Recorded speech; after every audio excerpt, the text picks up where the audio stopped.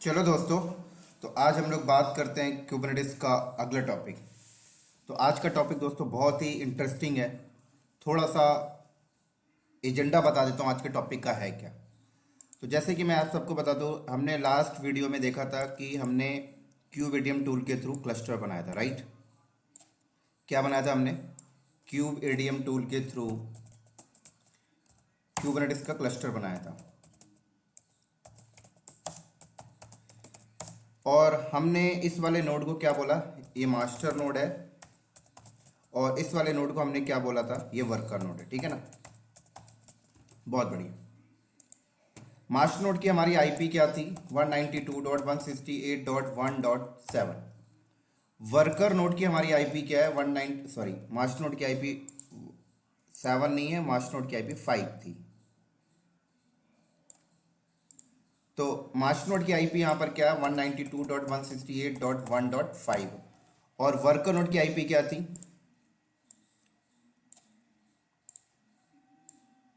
192.168.1.7। चलो, अब सबसे बड़ा सवाल ये है कि हमने क्लस्टर बना दिया, बहुत बढ़िया बात है। अब हमें कोई भी पॉड बनाने हैं, क्लस्टर के ऊपर कोई भी ऑपरेशन करना है, तो ऑपरेशन वर्क कहाँ से होगा? मास्टर नोड से, राइट। इसका मतलब आपको हर बार मास्टर नोड पे लॉगिन करना पड़ेगा। या तो आप मास्टर नोड आपके सामने रखा हुआ है बिल्डिंग में, तो आप कीबोर्ड माउस लगाकर लॉगिन कर लें, या फिर आप रिमोट लेके लॉगिन कर लें। लेकिन मास्टर नोड को लॉगिन करना पड़ेगा अगर आप क्लस्टर को मैनेज करना चाहते हैं, तो क्लस्टर के अंदर कोई भी रिसोर्सेज वगैरह डिप्लॉयमेंट करना चाहते हैं तो हर बार क्लस्टर पे अगर आप लॉगिन करेंगे तो क्लस्टर पे लोड भी बढ़ेगा, और हम नहीं चाहते कि डायरेक्टली कोई बंदा क्लस्टर पे लॉगिन करके काम करे। तो यहां पर कुबरनेटिस में एक फंडा है। वो फंडा ये है कि अगर मान लीजिए आपका ये लैपटॉप है, ठीक है ना। क्या ये आपका लैपटॉप है? मैं बोला दिस इज माई लैपटॉप। या फिर ऐसा समझे आप कंपनी में गए हैं और कंपनी ने आपको लैपटॉप दिया है, तो इस कुबरनेटिस क्लस्टर को मैं मैनेज करने के लिए अपने लैपटॉप से ही मैनेज कर सकता हूं, अपने लैपटॉप में ही बैठकर। मुझे सर्वर पे लॉगिन लेने की जरूरत नहीं है, मैं यहीं पे बैठ के मैनेज कर सकता हूं। कई बार आपने देखा होगा इंडस्ट्री में आप ये चीज कर रहे होते हैं ना, कि आपकी कंपनी में डेटाबेस सर्वर आपकी कंपनी के अंदर लगा हुआ है, लेकिन आपने अपने लैपटॉप में कोई third party database client software install करके आपने उस सर्वर को कनेक्ट कर रखा है, और अपने लैपटॉप से बैठकर ही डेटाबेस वगैरह जनरेट करते हो, क्रिएट करते हो। आप डेटाबेस सर्वर पे लॉगिन ही नहीं करते। कई बार आपने देखा कि ऐसे एक्टिव डायरेक्टरी सर्वर भी आप अपने लैपटॉप से ऑथेंटिकेट कर लेते हो और काम करते हो। तो उससे फायदा क्या होता है कि डायरेक्टली सर्वर पे आप लॉगिन नहीं करते हो, एक सिक्योरिटी भी मिल रही है और कहीं ना कहीं लोड भी बढ़ेगा नहीं। तो इसी तरीके से हम लोग अपने लैपटॉप से बैठकर इन क्लस्टर को मैनेज करेंगे। लेकिन बात आती है ऑथेंटिकेशन करानी पड़ेगी। तो उस ऑथेंटिकेशन का तरीका क्या है, मैं आपको बता देता हूं। तो जब भी आपका मास्टर नोड जब रेडी हुआ था, तो याद करिए जब मास्टर नोड रेडी हुआ था तो ईटीसी के अंदर क्यूबरनेटिस नाम के फोल्डर के अंदर एक admin.conf नाम की फाइल होती है, ठीक है ना। admin.conf नाम की फाइल होती है। तो मैं अगर अपने लैपटॉप में जाऊं और अपने लैपटॉप में सी ड्राइव के अंदर यूजर के अंदर जिस भी यूजर से लॉगिन है उस यूजर के अंदर एक क्यूब नाम का फोल्डर बना लूं, डॉट क्यूब हिडन फोल्डर। और उस क्यूब नाम के फोल्डर के अंदर अगर मैं ये वाली फाइल को उठा के लाऊं और इस फोल्डर के अंदर रख दूं, और admin.conf जब आप वहां से उठा के लाएंगे तो यहां पर आपको रीनेम करना पड़ेगा, ठीक है। तो मान लो admin.conf फाइल मैंने वहां से उठा के लाया, तो मुझे यहां पे रीनेम करके रखना पड़ेगा और कॉन्फ़िग नाम देना पड़ेगा। तो अगर मैं मास्टर नोड के अंदर से ये वाली फाइल को उठा के लाके अपने लैपटॉप के अंदर सी ड्राइव के अंदर दिखा देता हूं, कहां पे? सी ड्राइव के अंदर यूजर के अंदर मैं जिस यूजर से लॉगिन हूं, मेरा सिस्टम डेवऑप्स नाम के यूजर से लॉगिन है, तो यहां पर आप राइट क्लिक करके डॉट क्यूब नाम का फोल्डर बनाइए और क्लस्टर के अंदर जो मास्टर नोड है वहां से admin.conf फाइल को उठा के लाके आप कॉन्फ़िग नाम से रीनेम करके पेस्ट कर दें। इतना करने के बाद फिर आप अपने लैपटॉप में क्या करें? क्यूब सीटीएल नाम का सॉफ्टवेयर इंस्टॉल कर लें। बस इतना करने के बाद अब आप अपने लैपटॉप से बैठकर ही पॉड बना सकते हैं, सारे के सारे क्लस्टर पे होने वाले ऑपरेशंस को कर सकते हैं। आपको क्लस्टर के मास्टर नोड पे लॉगिन करने की जरूरत नहीं होती दोस्तों। इस तरीके से ये जो लैपटॉप है ये विंडोज बेस्ड भी हो सकता है, मैक भी हो सकता है, लिनक्स भी हो सकता है, कोई मैटर नहीं करता।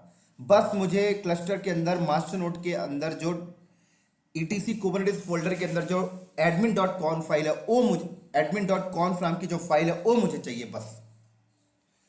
तो इससे बेनिफिट क्या हुआ कि अगर आप कंपनी में जाते हैं और एज अ कुबरनेटिस एडमिनिस्ट्रेटर तो आपको भी कंपनी में ऐसा ही करना पड़ेगा। आपको डायरेक्टली क्लस्टर पे लॉगिन करने नहीं दिया जाएगा। आपको बोला जाएगा आप अपना लैपटॉप बताइए, उस पर हम admin.conf फाइल को कॉपी कर देते हैं और वहां पे काम करिए, या आपको admin.conf फाइल दे दी जाएगी। अब ये admin.conf फाइल बहुत ही सिक्योर फाइल होती है, ये सबको नहीं दी जाएगी। जो कुबरनेटिस पे काम कर रहे हैं, जो एथोराइज पर्सन है उन्हें दी जाएगी, जो अपने लैपटॉप से बैठ के मैनेज करें।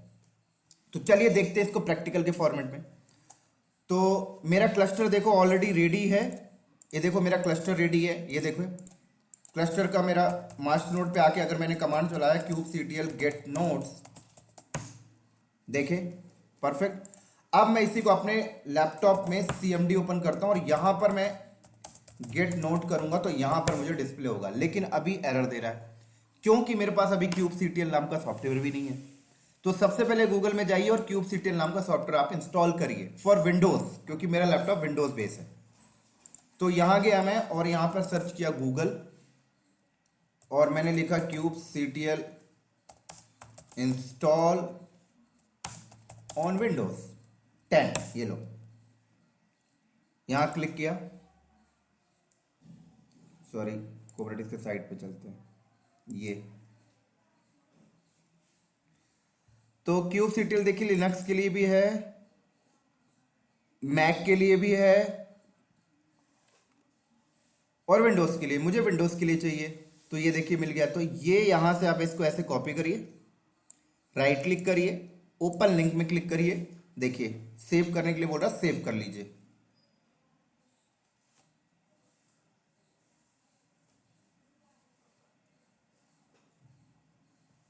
तो ये डाउनलोड हो रहा है।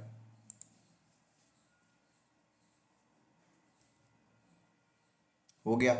अब क्या करना है, अब इस kubectl को कॉपी करिए और अब आप अपने सी ड्राइव में जाइए, ठीक है, और यहां पर एक फोल्डर बना लीजिए कुबरनेटिस नाम का। मेरे पास ऑलरेडी बना हुआ है, देख सकते हैं आप लोग ये फोल्डर।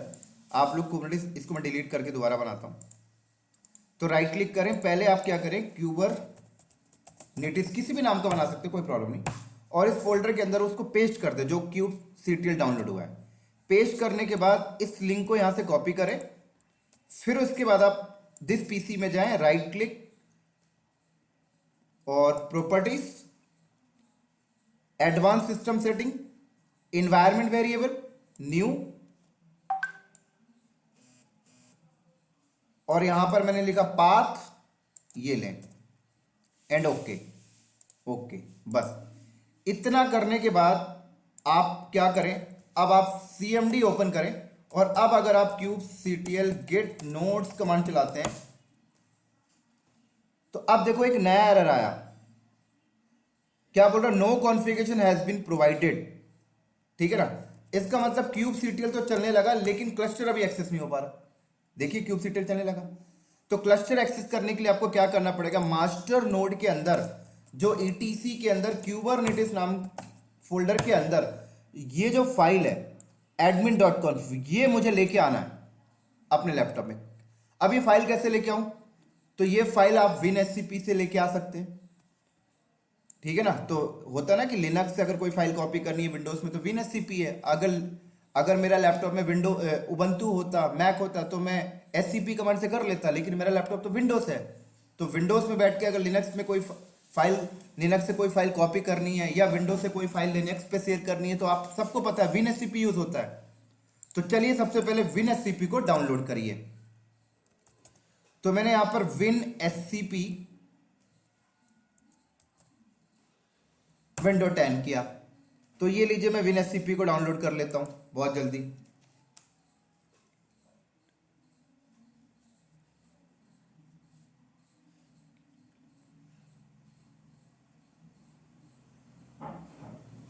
तो यहां क्लिक करिए, डाउनलोड हो जाता है। ये लीजिए, WinSCP को डाउनलोड कर लिया हमने। फिर डबल क्लिक करके इंस्टॉल करिए। फिर से बता देता हूं, WinSCP की जरूरत इसलिए पड़ रही है क्योंकि मेरा क्लस्टर लिनक्स के ऊपर है, मास्टरनोड लिनक्स पे है, और वहां से मुझे वो admin.conf फाइल अपने विंडोज लैपटॉप में कॉपी करना है। तो फुल अपग्रेड इंस्टॉल,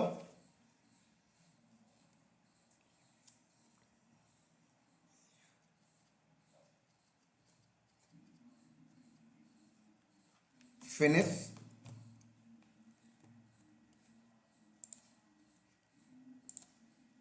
तो ये आ गया WinSCP। अब मैं यहां पर आईपी लिखूंगा, कौन से मशीन से कॉपी करना। तो ये देखिए मास्टरनोड की आईपी क्या थी मेरी, मैं आपको बता देता हूं। ये थी मास्टरनोड की आईपी,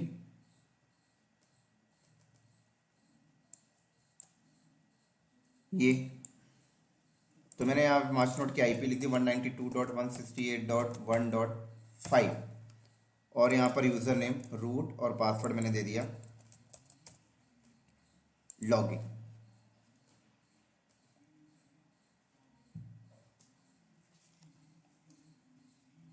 डन। तो ये लिनक्स मशीन हो गया, ये हो गया मेरा लैपटॉप, ठीक है ना। तो यहां पे चले जाएं आप ईटीसी के अंदर, क्यूबरनेटिस सर्च कर लें। यहां पर देखिए मिल जाएगा आपको, ये देखिए क्यूबरनेटिस, ये admin.conf है। तो इस admin.conf फाइल को मुझे इधर लाना है। कैसे लाएंगे, तो यहां चले, दिस पीसी, बैक आ जाए एक बार, यहां पे क्लिक करके देखिए बैक, यूजर के अंदर डेवऑप्स के अंदर जाइए। यहां पर एक फोल्डर बनाइए आप पहले, या पहले से भी बना के रख लें, कोई प्रॉब्लम नहीं है।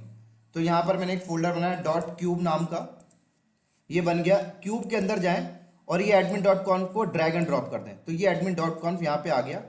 अब इसे रीनेम कर लें आप लोग, किस नाम से, कॉन्फिग, ठीक है ना।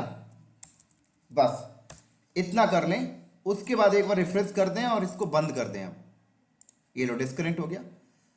अब उसके बाद मैं यहां पर गया और ये मेरा कमांड लाइन है। अब मैंने कमांड मारा kubectl get nodes, तो देख सकते हैं दोस्तों मैंने अपने लैपटॉप से उसको एक्सेस कर लिया, देख सकते हैं। क्लियर पूरा का पूरा। और अब मैं यहां पर kubectl get cs करता हूं, तो देखिए सारी चीजें चल रही हैं। kubectl -n cube-system get pods, देख सकते हैं यहां पर मैं कोई पॉड भी यहां पे बैठ के बना सकता हूं। kubectl run web-server -image equal to nginx, देख सकते हैं हो गया क्रिएट। kubectl get pods, देख सकते हैं क्रिएट हो रहा है। तो ये मेरे लैपटॉप में नहीं हो रहा दोस्तों, ये हो रहा है क्लस्टर के अंदर। मैंने तो सिर्फ अपने लैपटॉप से मैंने अपने लैपटॉप में बैठकर उस क्लस्टर की admin.conf फाइल के थ्रू एक्सेस कर रखा है। बस एक प्लेटफॉर्म है ये, बस हो गया। तो इस तरीके से दोस्तों कंपनी में काम होता है। आपके लैपटॉप में ऑथेंटिकेट दिया जाएगा, आपको बोला नहीं जाएगा कि आप क्लस्टर को लॉगिन करें। देख सकते हैं अभी ये क्रिएट हो जाएगा।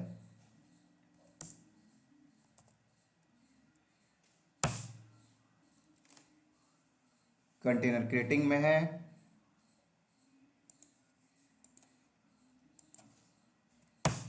देख सकते हैं डन। तो सारे ऑपरेशन वर्क मैं यहां से कर सकता हूं। मुझे क्लस्टर पे ना ही रिमोट लॉगिन करने की जरूरत है, ना ही लोकल लॉगिन करने की जरूरत है। क्लियर। चलो अब इसी तरीके से, अभी तो मेरा विंडोज था, अगर लिनक्स होता तो कैसे करते, है ना। तो अगले वीडियो में मैं आपको बताऊंगा कि अगर मेरे पास लिनक्स लैपटॉप होता तो मैं कैसे वहां से admin.conf फाइल को लेके आता और किस तरीके से वहां पर kubectl इंस्टॉल करके आगे का प्रोसेस डन करता। तो ये था विंडोज के लिए। और अगले वीडियो में मैं आपको बताऊंगा कि अगर मेरे पास लिनक्स का लैपटॉप है तो किस तरीके से मैं वहां पे बैठ के लिनक्स के लैपटॉप में किस तरीके से मैं क्लस्टर के मास्टरनोड के अंदर से admin.conf फाइल को कॉपी करके लाऊंगा और किस तरीके से अपने लैपटॉप में kubectl इंस्टॉल करके वहां से मैनेज करूंगा। तो ये चीज हम लोग अगले वीडियो में डिस्कस करेंगे। तो ठीक है दोस्तों, नेक्स्ट वीडियो में मिलते हैं हम लोग बहुत ही जल्दी। तब तक के लिए बाय बाय।